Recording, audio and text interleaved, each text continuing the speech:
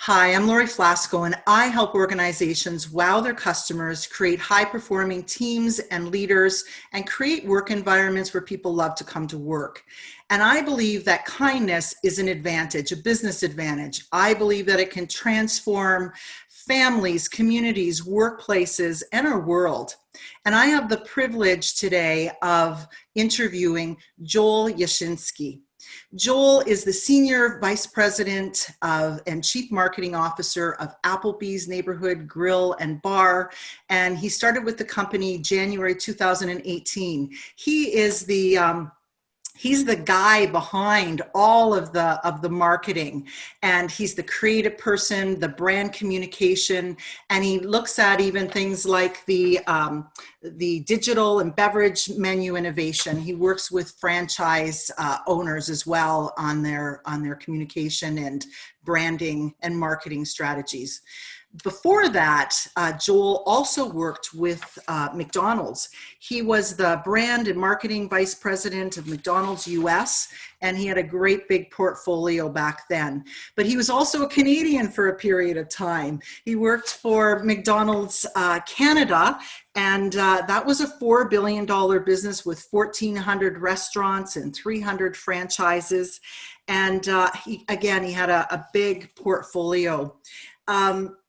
The man behind all of that, though, I think is equally and most important, is that he's been married to Christy, his wife, for 25 years.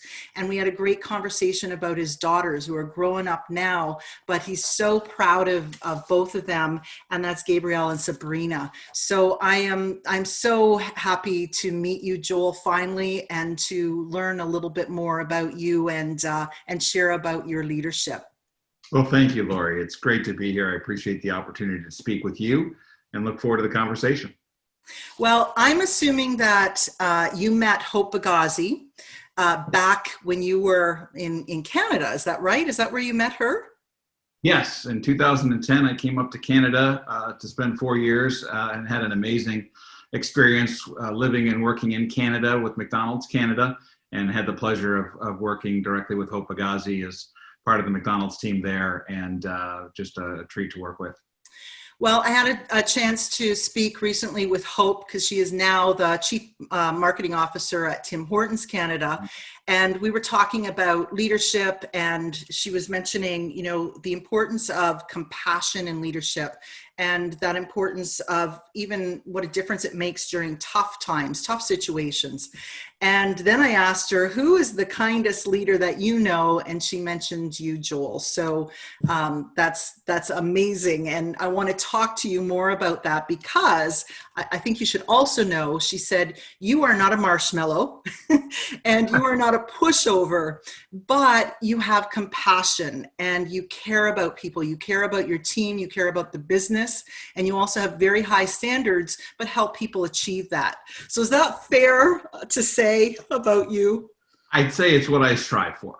I'm not by any stretch perfect in all of that, but that is certainly the goal and objective, is to have that compassion and to have that kindness, while also setting the expectations and setting the tone for developing good and important work that drives results, but also understanding that there's a lot that goes into every human being and every person that you have to understand in terms of the ups and downs of life, and that is an impact on work as well. And being aware of that is something I try to do. Well, and it's super important because you are looking at business results. You are looking at the bottom line. So tell me, how does kindness kind of impact that? Do you see that it impacts you as a leader or those bottom line results?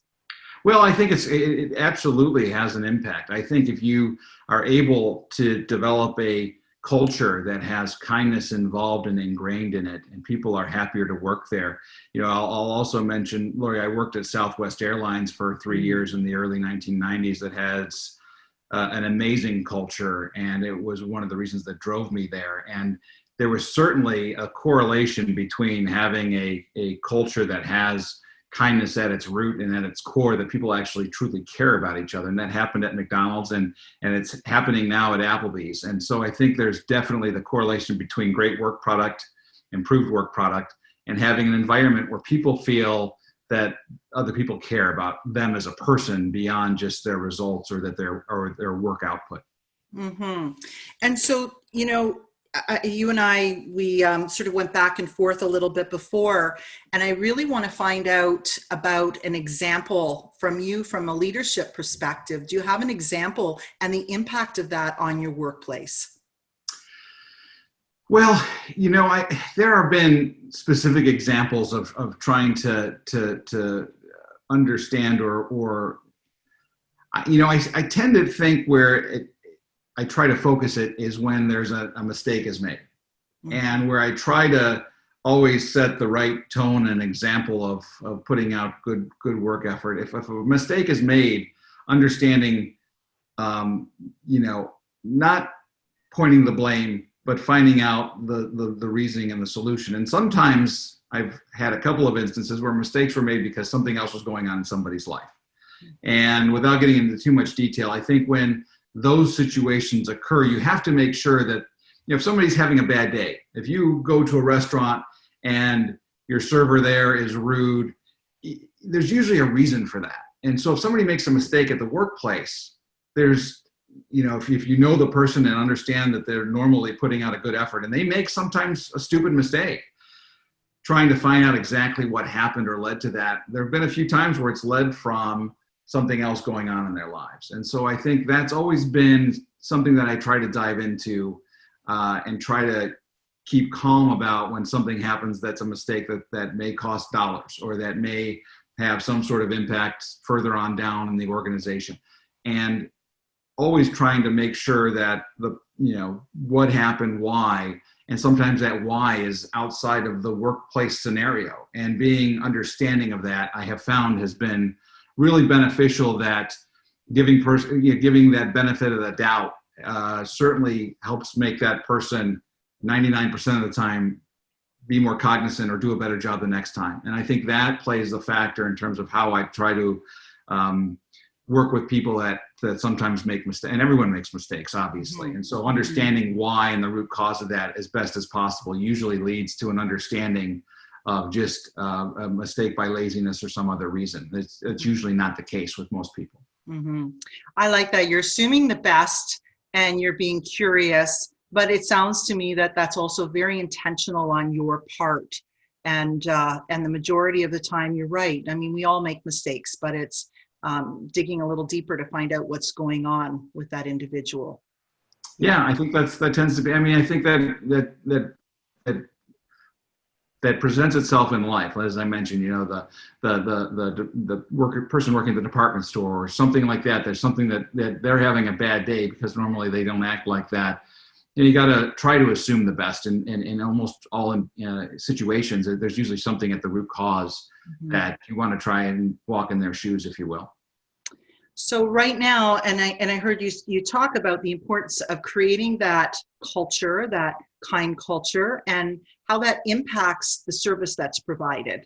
So, when I think about Applebee's, I think about, you probably heard this before, but Cheers comes into mind, and, place where everybody knows your name. And it's a fun environment, and service is your business. So tell me, how do you see kindness fitting in with all of that? Well, throughout the entire organization, and whether you're at the corporate office or whether you're at the restaurant, it's that culture that, again, I think the kindness that you're trying to impart, it spreads. And if you don't have, and it also, it has to be at the top. It doesn't have to necessarily start at the top, but it has to also be at the top because, it's certainly all of that rolls downhill. And so if you're a general manager at a restaurant and you have your kitchen crew or you have your servers, all of that, how they handle the stress, how they handle the challenges, how they handle a rush, it impacts how the cooks perform. It impacts how the servers perform. It impacts how the bartenders smile. And all of that plays a factor in terms of how any brand or any business is able to create a sense of well-being for your guests and your customers. And that's certainly something that we try to stay fully aware of. And again, whether it's corporate office, whether it's with our franchisee community, and how it rolls into our restaurants, making sure that everyone is working on the same page and working in the same direction. And kindness has to be a part of that, because it has an impact on your business. It has an impact on people's well-being. And I think that's always important to keep top of mind, whatever level or whatever position you have within an organization. Mm-hmm. Because you've got to walk the talk, right? You can't say we got to give great customer service, but I like what you're saying is it's got to, permeate through the whole entire organization, all of the culture. And you're right, it might not have to stem from the top, but it has to also come from the top and go all the way through. Yeah, absolutely. And I try to be aware of that, even within my team, with our agency partners. And there are times where you get frustrated, and there's times where there's intense pressure, and there's times where I'm not perfect. But that pressure, that intensity, people pick up on that. And I've become much more, and I think, the other key to all of this is you have to be self-aware. Yes. I mean, you have to understand when you're starting to get a little too intense, when you're starting to be a little too demanding, and how you're presenting yourself. And you have to understand that you're not going to always be perfect. You're not always going to be on your game, because you're dealing with many things, whether it's your boss, your spouse, your kids, whatever it is. There are things that are going to impact how you present yourself. But if you're able to be self-aware and catch yourself when you start to head down a path that you don't want to head, in terms of displaying stress or displaying frustration, that's an important quality I think any leader that believes in kindness has to have as part of their DNA. Yeah. And so, you're right. We aren't Mother Teresa. Would love to, but there's times where we aren't, and making it intentional is what I'm hearing you. Do you have a tip? Do you have something that you do that, because right now, let's face it, there's so much pressure with what's happening in our world today. And I just can't imagine, what that means to you as a restaurant right now too. But how do you catch yourself? How do you remind yourself, especially in that intense pressure? I look to others to tell me, and I try to, believe and exemplify that you can speak truth to power type of situation. And so if I'm hard on someone, I thankfully usually have somebody who can say, hey, you might have been too hard on this person in this situation. Or, hey, listen, just be aware. This is going, I'm usually what it is just making sure you have the relationships of trust where people can say to you. And I think, most people tend to be able to say to me, hey, Joel, you're kind of being a jerk to this person, or you're kind of being too intense at the moment. Just relax a second, take a deep breath.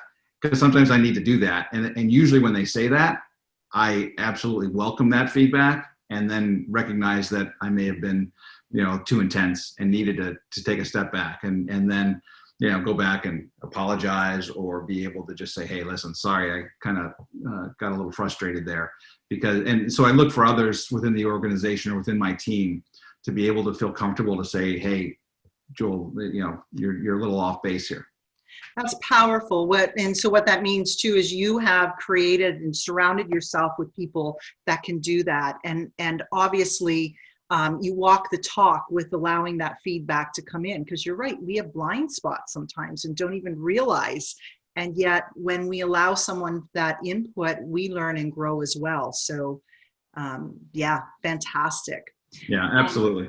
Anything else you want to tell me about kindness or your customer experience, or even the company, the brand you're working with right now? Well, and again, I mentioned this earlier, it starts at the top. I have a boss today that I've really learned a lot from, and he's helped me at times with that intensity piece, because that's probably the one thing that people will say I get a little too intense or a little too passionate. And I think it's good to be passionate for your business, but I can take that up maybe a notch or two higher than it should be at times. And my current boss is the president of Applebee's, John Sywinski. He's done a great job of exemplifying how to stay calm when dealing with situations and challenges or problems or mistakes. And I've learned a lot from him And I think that's that continuous learning you always have to have as well. But thankfully I have, and I've had some bosses that were, really intense, and most of the time good-hearted people, but that intensity at times was really strong.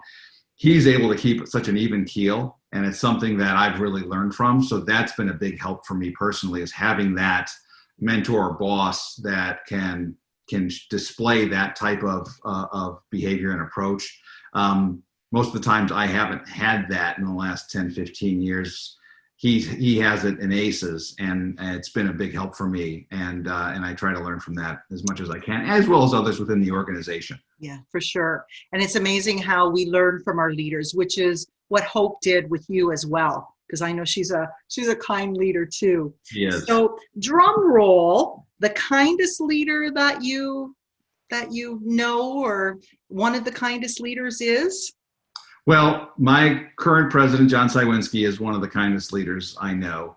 Expects to deliver results, expects to deliver high performance, but certainly has that kind aspect to him. And the other name I'll mention, just because I had the chance to meet him and spend some time with him, he's passed away, is Herb Kelleher. He was the founder of Southwest Airlines. Certainly someone who always was engaged with people, and it didn't matter what level they were at. He was always, in the moment with you, never looking over your head, looking at who else he needed to talk to.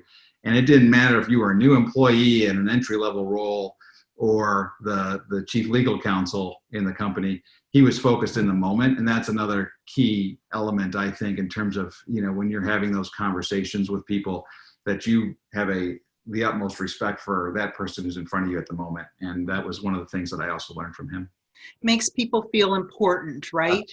Absolutely. That's great. And whether it's your employee, your customer, it's being in that moment and making people feel important. Well, Yes. I can't wait to speak to your boss and share with him that he's the kindest leader. So that's pretty cool. Thank you so much. Joel, this was a great time together. I appreciate your time because I know you're so busy. Applebee's has that great kindness brand, that friendliness brand. So you are doing an amazing piece with your marketing. Thank you so much. Thank you, Laura. It's a great, important topic. Appreciate you having me on, and it's been really interesting for me as well. Thank you. Thanks.